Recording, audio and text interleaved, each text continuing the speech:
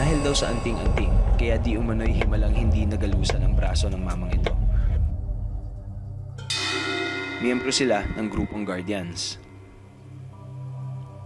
Nakilala namin si Mang Boy, ang kinikilalang supremo o leader ng Guardians. Ang Guardians ay nagsimula bilang isang samahan sa loob ng mga sundalo at ito ay ang mga sundalong medyo pinaglalaban ng kanilang mga benepisyo, kanilang mga karapatan bilang sundalo dahil sa kanilang palagay ay medyo disadvantage din sila. Sinasabak sila sa gera pero napapahamak sila, wala silang proteksyon.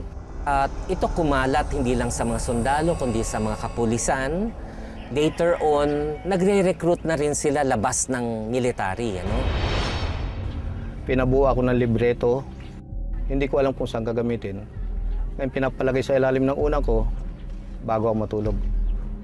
Nagigising ako ng alanganing oras ng hating gabi.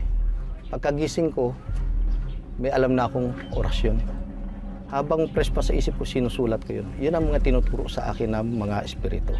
Salitang Hebro, may salitang Latin, Aramaic, at Grego. Ang mga orasyon daw na ito ang nagbibigay sa kanya ng proteksyon laban sa mga kaaway.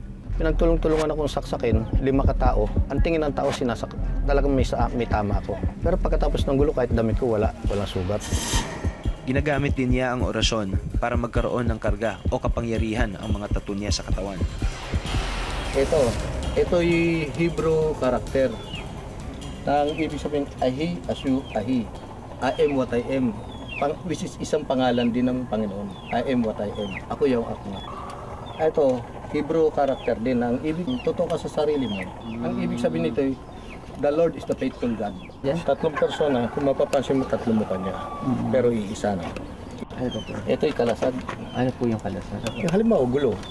Gulo, rambulan o gera. Ano po magagamit siyang kalasag. Hindi ka pababayaan. Walang mangyayari sa'yo. Naisasalin din daw niya ang kaalaman sa pamamagitan ng paggawa ng agimat para sa ibang miyembro ng Guardians. Paglaban sa kasamaan, kapamakan. Kung mapapansin niyo, meron din siyang orasyon sa likod.